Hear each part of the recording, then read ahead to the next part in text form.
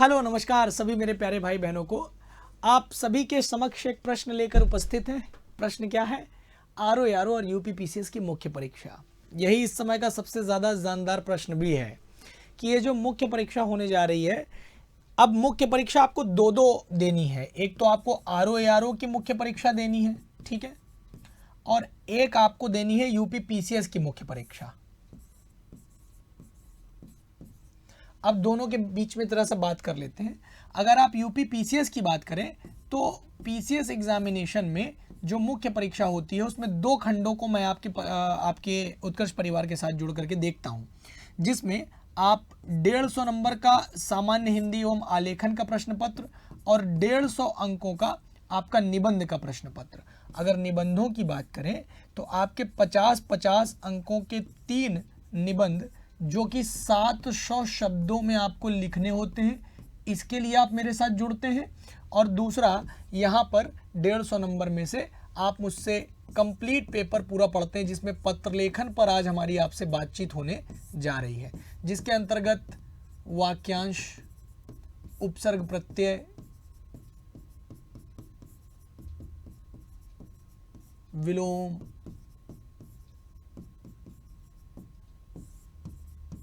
पर्याय इत्यादि चीजें पूछी जाती हैं। लेकिन हमारी आपसे बातचीत जो है वो पत्रलेखन को लेकर के होने जा रही है आज, जिसे आप आलेखन के सेगमेंट से देखना शुरू करते हैं। और ये दोनों की दृष्टि से, चाहे आप आरओ यारो की दृष्टि से देख रहे हो, चाहे तो यूपी पीसीएस की दृष्टिकोण से इसे देख रहे हो, दोनों की दृष्टि से बहुत अहम हो जाता है। मैं ज़रा आपका ध्यानाकर्षण करना चाहूँगा कि अगर आप आरओ यारो की बात करते हैं तो आरओ यारो में आपके पास 3 पत्रलेखन के सवाल होते हैं जो कि 8-8 अंकों के होते हैं। यानी कि यहाँ पर पत्रलेखन के संबंध में कुल 24 अंकों का प्रश्न पत्र आपके सापेक्ष होता है, जबकि यूपी पीसीएस में आपके सापेक्ष 2 प्रश्न होते हैं जो कि 10-10 अंकों के होते हैं। कुल 20 अंकों का प्रश्न आपके सापेक्ष यहाँ पे देखने को मिलता है। अब इसी के सम्मुख में आपसे बातचीत करना चाहता हूं कि कैसे तैयार करें, और अगर आप पहले से तैयार हैं तो एक प्रश्न आपके सापेक्ष लेकर आया हूं यूपी पीसीएस का। आरओ यारो और यूपी पीसीएस के प्रश्नावलियों में अगर कुछ अंतर होते होंगे तो वो भी मैं आज आपके सामने प्रस्तुत करूंगा। तो सारी चीज़ों को लेकर के मैं आपके समक्ष यहाँ पर उपस्थित हूँ। तो अब आइए आगे बढ़ते हैं। मैं समझा दूं कि पत्रलेखन में आपके सिलेबस के हिस्से में शासकीय, अर्धशासकीय पत्र, कार्यालयी आदेश, और जब ये ऑब्लिक करके ज्ञाप लिखा है तो इसका ये अर्थ ना समझा जाए कि कार्यालयी आदेश और ज्ञाप एक ही होता है। कार्यालयी आदेश और इसे कार्यालयी ज्ञाप समझा जाए, इसलिए इस प्रकार से लिखा गया है। विज्ञप्ति, टिप्पणी यानी टिप्पण लेखन, टिप्पणी, प्रतिवेदन और अनुस्मारक, ये पूरे के पूरे पत्र हमें पढ़ने होते हैं। आज मैं एक सवाल लेकर के आया हूं, लेकिन मोटे तौर पर आपको जरा सा यहाँ पर आपका ध्यान आकर्षण मैं करूँगा कि क्यों इसकी आवश्यकता पड़ती है कि हमें जो पत्र हैं अलग अलग, इन सब के क्या होते हैं, सभी के सभी पत्र जो आप देख रहे हैं अपनी स्क्रीन पे, इन सब की अपनी अलग भाषा शैली होती है। और प्रत्येक पत्र व्यवहार की अगर मैं बात करूं तो प्रत्येक पत्रों की अपनी अलग भाषा शैली के साथ साथ अपना नियत प्रारूप भी होता है। क्या कुछ पत्र ऐसे भी होते हैं जिनका अपना स्वयं का कोई प्रारूप नहीं होता? तो जी हाँ, आपके सापेक्ष यहाँ पर प्रतिवेदन, यहाँ पर अनुस्मारक जो एक है, अनुस्मारक ये वह पत्र है जो किसी पत्र की याद में लिखा हुआ पत्र है। यह किसी पत्र की याद में लिखा गया पत्र है। याद दिलाने के लिए जो पत्र लिखा जाता है ना, वह पत्र ये होता है। और शासकीय पत्र की अगर मैं बात करूं तो शासकीय पत्र आलेखन का वह पत्र प्रारूप होता है जो कि, इसके लिए मैं आपको ट्रिक बताता हूं, SPP, S फॉर शासकीय पत्र, P फॉर पद से पद को, यानी किसी पद से पद को चलने वाला वह पत्र जिसमें शासन के कार्यप्रणाली के आवश्यक दिशा निर्देश, निदेश, सूचना और इस प्रकार के किसी भी प्राविधान का अंकन किया जाता है, को अंकित किया जाता है, तो वह शासकीय पत्र हो जाता है। वहीं पर यदि थोड़ा सा सॉफ्ट कॉर्नर रखते हुए यदि शासन के कार्यकाल में कार्य करते हुए कोई अधिकारी अपने निजी तौर पर संबंध स्थापित करते हुए, अपनी अकाउंटेबिलिटी, अपनी जवाबदेही तय करते हुए किसी पत्रावली को भेजता है तो उसे हम अर्धशासकीय पत्र के तौर पर देखते हैं। शासन के द्वारा दिया गया वह आलेखन का वह पत्र जिसे अनिवार्य रूप से अनुपालनार्थ माना जाता है, जिसको ठुकराया नहीं जा सकता, वह आदेश है। और आदेश जो होता है, जो पत्र जो होते हैं, तो ये किस दिशा में चलते हैं, तो यह निम्न से उच्च और उच्च से निम्न की ओर चलते हैं। यानी यह निम्न अधिकारी से या कर्मचारी से उच्च अधिकारी तक, या उच्च अधिकारी से निम्न अधिकारी या कर्मचारी तक, ये दोनों दिशाओं में चलते हैं। अगर कोई पत्र लिखा गया और उसके उत्तर की प्रतीक्षा नहीं की जाती, यानी कि वह आज्ञार्थक रूप में अनुपालनार्थ हो, तो ऐसी दशा में हम कहते हैं कि वह पत्र एक आयामी होता है। जैसे यहाँ पर हमारे सामने ये जो कार्यालय आदेश है, ये एक आयामी पत्र है, यानी कि ये 1 डायमेंशनल लेटर के तौर पर देखा जाता है। वहीं पर शासकीय और अर्धशासकीय पत्रों को 2 डायमेंशनल लेटर के तौर पर देखा जाता है। और अमूमन अर्धशासकीय पत्र को तो 1 डायमेंशनल या 2 डायमेंशनल यानी एक ध्रुवीय या द्विध्रुवीय के तौर पर देखा जाता है। सामान्यतः यह अपने समानार्थी अधिकारियों अथवा कर्मचारियों के बीच में चलने वाले एक पत्र के रूप में जाना जाता है। अब आइए जरा सा आपको आगे लेकर के चलता हूं। आपके सापेक्ष एक प्रश्न है। इस प्रश्न को अगर आपने परीक्षा में देखा तो इसको हल करने की क्या तरकीबें हो सकती हैं, क्योंकि अमूमन विद्यार्थी के सामने जो सबसे बड़ा दुख है वो ये है कि जब प्रश्न आए, हम जानकार तो हैं लेकिन उस पर कितनी बात करनी है और किन बातों को चर्चा में शामिल नहीं करना, ये उसको जानकारी होनी चाहिए। तो देखें, परिपत्र किसे कहते हैं। स्वास्थ्य विभाग उत्तर प्रदेश के प्रमुख उत्तर प्रदेश के प्रमुख सचिव की ओर से, ये थोड़ा सा सवाल अधूरा था तो इसको मैंने पूरा किया है। पहला है, ये देखिए, ये आपका यूपी पीसीएस में आया हुआ सवाल है, परिपत्र किसे कहते हैं। तो पहले तो आपको इसकी परिभाषा, इसके विषय में कुछ बातें पता होनी चाहिए कि परिपत्र क्या है, तो मैं मोटे तौर पर इसके बारे में बताऊंगा। आपको पत्र लिखना है स्वास्थ्य विभाग उत्तर प्रदेश के प्रमुख सचिव की ओर से। तो यहाँ से आपको पत्र का प्रेषक मिल गया है कि पत्र को कौन प्रेषित करेगा, तो स्वास्थ्य विभाग के प्रदेश के सचिव के द्वारा यह पत्र दिया जाएगा। कौन सा विभाग है, तो स्वास्थ्य विभाग, आपको विभाग पता चल गया, यहाँ से आपको विभाग पता चल गया। और कहाँ से, उत्तर प्रदेश। अब उत्तर प्रदेश के लखनऊ से आप ये पत्र चाहें तो प्रेषित कर दीजिए। अब कहाँ से, अब इसके सचिव की ओर से, तो इनके सचिव का कुछ नाम रख दीजिए। इनके सचिव का नाम जैसे आपने रख दिया क ख ग। फिर इन्हीं की ओर से प्रदेश के पूर्वी जिले के बच्चों को, अब इनके प्रदेश के पूर्वी जिले के बच्चों को क्या हो रहा है, एक बीमारी हो रही है, मस्तिष्क में ज्वर चढ़ जाना, ज्वर का यानी बुखार का मस्तिष्क में चढ़ जाना, उसके वजह से समस्याएं आ रही हैं। तो उसकी व्यवस्था करने के लिए एक परिपत्र तैयार करना है। तो पहले तो आप ये जान लीजिए कि आलेखन का वह प्रारूप जिसमें पत्र एक बार लिख करके एक स्थान से समान सूचना या समान निर्देश, समान आदेश, समान चीज़ों को निर्गत किया जाए और एक ही पत्र एक से अधिक जगहों पर जाए, जिसको हम मल्टी डायमेंशनल लेटर के तौर पर जानते हैं। तो उस पत्र को हम परिपत्र कहते हैं, जो कि एक जगह से चल करके कई जगहों पर जाने की ताकत रखता है। तो इसमें क्या क्या चीज़ों की चर्चा होनी चाहिए, जैसे मान लीजिए ये आपका 10 अंक का एक सवाल आपके यूपी पीसीएस में देखने को मिल जाए, या आरओ में 8 अंकों का ये सवाल मिल जाए, तो इस पर कैसे चर्चा करनी है। तो सबसे पहले आप परिपत्र को परिभाषित करेंगे। इसको हल करने का सलीका क्या होना चाहिए, परिपत्र को ही हम सर्कुलर कहते हैं। जैसे आप व्हाट्सएप पर कोई चीज़ सर्कुलेट कर देते हैं ना, किसी एक समान सूचना का एक से अधिक जगहों पर क्या करना, प्रसारण करना, क्या कहलाता है, सूचना का ऐसा प्रसारण, ऐसा माध्यम जो एक ही सूचना, एक समान समय पर एक से अधिक जगहों पर जा सकती है, तो वही परिपत्र भी होता है। इसीलिए इसको अंग्रेजी में सर्कुलर के तौर पर देखा जाता है।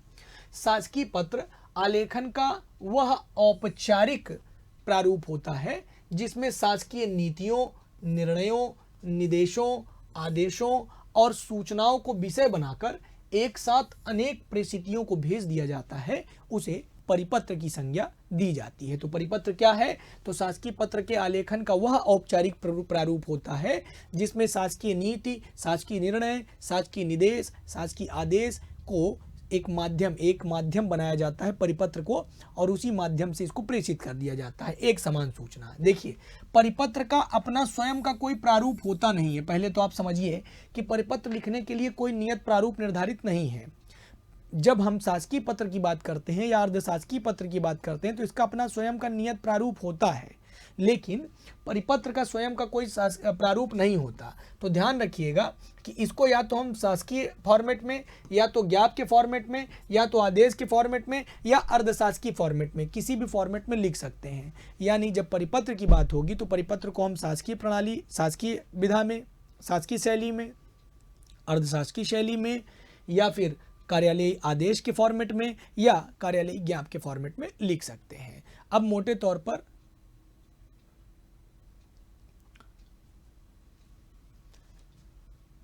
तो ठीक है, तो परिपत्र, शासकीय पत्र, कार्यालयीय ज्ञाप, इन सब में लिखा जा सकता है। लेकिन समझिए कि लिखा कैसे जा सकता है। तो जरा आपको समझना पड़ेगा कि जब भी कोई पत्र शासकीय तौर पर चुना गया है, कोई परिपत्र जो है शासकीय फॉर्मेट में लिखने का मामला चुना गया है, तो कैसे लिखा जाएगा।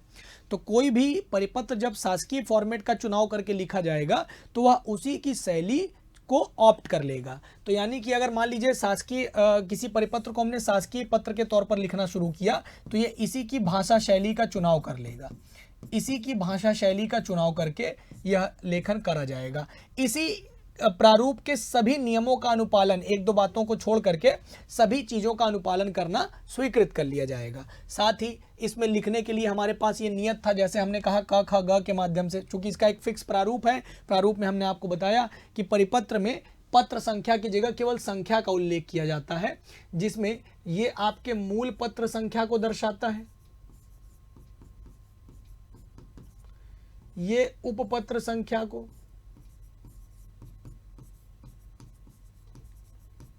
और ये यहाँ पर इसके लिए ये पूरा का पूरा उपपत्र संख्या है। एक ये निर्गत वर्ष डाल दीजिए 2020-21 कुछ भी, क्योंकि यहाँ 2020 का समय पड़ा हुआ है इसलिए 2020-21। तो निर्गत वर्ष ये 3 फॉर्मेट में लिखा जाता है। इसमें 3 चीजें जरूर शामिल की जाती हैं, पत्र, उपपत्र संख्या और निर्गत वर्ष, ये चीजें शामिल होनी चाहिए। फिर प्रेषक यानी पत्र को जो प्रेषित करता है, अब वो कौन व्यक्ति है, तो वो है महाशय मुख्य सचिव है उत्तर प्रदेश सरकार की तरफ से, क ख ग। अब ये किसको लिख रहे हैं, तो समस्त मुख्य चिकित्सा अधिकारी स्वास्थ्य विभाग उत्तर प्रदेश को लिख रहे हैं। अनुभाग संख्या डाल दी जाएगी, दाहिने तरफ अनुभाग संख्या के ठीक सामने दिनांक स्थान का उल्लेख होता है।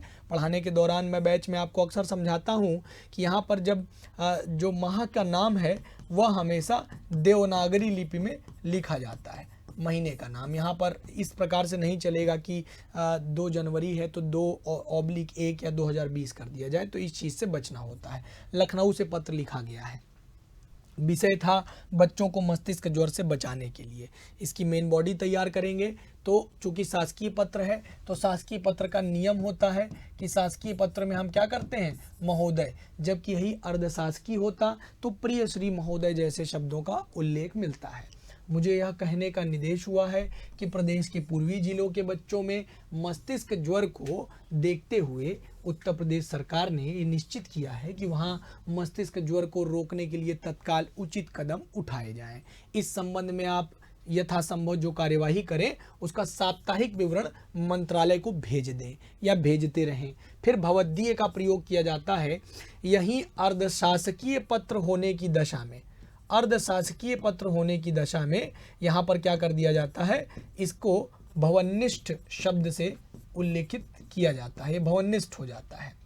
ठीक है, और यहाँ पर हस्ताक्षर कर दिया जाएगा प्रेषक का। प्रेषक का नाम क ख ग था और इसे कोष्ठक में लिखा जाता है। ये ध्यान रखना होता है कि इसे कोष्ठक में रखा जाए। साथ ही इनके पद नाम का उल्लेख कर दिया जाएगा। तो ये चूंकि इसका नियत प्रारूप था तो नियत प्रारूप के आधार पर लिख दिया गया। परिपत्र का कोई नियत प्रारूप नहीं होता। परिपत्र को मैंने आपको बताया कि यह शासकीय, अर्धशासकीय, आदेश अथवा ज्ञाप के फॉर्मेट में लिखा जा सकता है, सो लिखा गया है।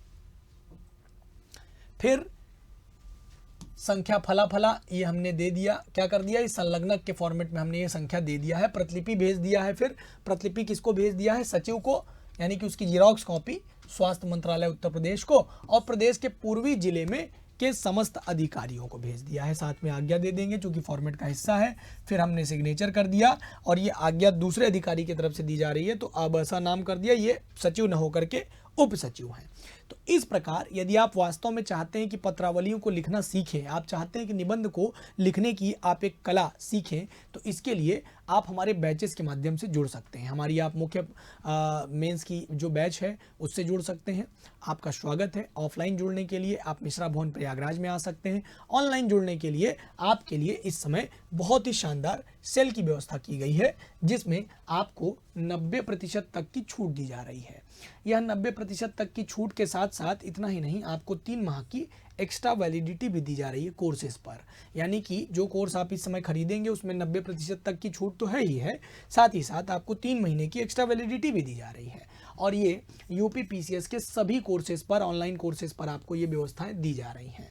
साथ ही साथ आपको अगर कोई कोर्स की वैलिडिटी खत्म हो रही है, आप उसकी वैलिडिटी बढ़ाना चाहते हैं, तो साथ ही 10% तक की आपको एक्स्ट्रा छूट दी जा रही है अगर आप वैलिडिटी बढ़ाना चाहते हैं। जैसे मान लीजिए वैलिडिटी बढ़ाने में आपका 500 रुपये खर्च आ रहा है, तो 50 रुपये की इंस्टेंट छूट मिल जाएगी आपको। 450 रुपये में ही आप वैलिडिटी अपनी बढ़ा सकते हैं। तिरंगा महोत्सव के अंतर्गत ये छूट आपको 23 से 28 जनवरी तक उपलब्ध कराई जा रही है। तो 23 जनवरी यानी आज से लेकर के जो है कल से लेकर के ये आपके 28 जनवरी तक, तो इसको ऑप्ट करना ना भूलें, इनरोल करना ना भूलें। आपको बताना चाहेंगे कि अगर आप हमारा टेस्ट सीरीज़ लेना चाहते हैं यूपी पीसीएस मेंस 2024 का, तो वो भी उपलब्ध है। इसमें कुल टोटल 16 टेस्ट आपको दिए जाएंगे। डिटेल्ड एक्सप्लेनेशन होगा, ऑल यूपी टेस्ट रैंकिंग पता चलेगी, और ये प्रीवियस ईयर के पैटर्न पे लिए जा रहे होंगे सवाल। इसका जो प्राइस है वर्तमान समय में वो एकदम नगण्य है, मात्र 2000 रुपये है। इसमें आप तिरंगा महोत्सव के अंतर्गत इनरोल कर सकते हैं, इनरोल करना ना भूलें। साथ ही आप यूपी पीसीएस या आरओ प्रीलिम्स 2025 का टेस्ट सीरीज लेना चाह रहे हैं, तो टोटल 10 टेस्ट आपको मिल जाएंगे, जो कि ऑफर प्राइस में इतना कम है कि मतलब कोई भी बच्चा इसको बहुत आसानी से ऑप्ट कर सकता है। महज 350 रुपये मात्र में आप तिरंगा महोत्सव के अंतर्गत इसे 23 से 28 जनवरी के बीच में ऑप्ट कर सकते हैं, जिसमें टोटल 10 टेस्ट आपको मिल जाएंगे, उन प्रत्येक प्रश्नों के डिटेल्ड एक्सप्लेनेशंस के साथ और प्रीवियस ईयर के पैटर्न के बेस पर बनाए गए धांसू सवालों के साथ। आपके लिए मैं एक सवाल छोड़कर जा रहा हूं, अगर आप इसे लिखित रूप में चेक करा सकें तो जरूर आइएगा चेक करवाने के लिए। कार्यालय आदेश का परिचय दीजिए। गृह विज्ञान उत्तर प्रदेश सरकार की ओर से जारी किसी कर्मचारी के स्थानांतरण संबंधी कार्यालयी आदेश का प्रारूप तैयार करिए। मतलब गृह विज्ञान उत्तर प्रदेश सरकार, गृह विज्ञान का कोई शिक्षक है यहाँ पर, या आप पूरा सवाल तो दे नहीं पाएंगे, तो आप बस कमेंट बॉक्स में इतना बता दीजिएगा कि कार्यालयी आदेश किसे कहते हैं। अगर आप बता पाएं तो कार्यालय आदेश की 3 मुख्य बातों पर प्रकाश डालते हुए कमेंट बॉक्स में कमेंट करिएगा। ये वीडियो आपको कैसी लगी ज़रूर बताइएगा। तब तक के लिए राम राम, दुआ सलाम। कोर्स में एनरोल करना ना भूलिएगा। तिरंगा महोत्सव के 90% डिस्काउंट के फ़ायदे ज़रूर लीजिए 23 से 28 तारीख तक। जय हिंद, जय हिंदी, नमस्कार।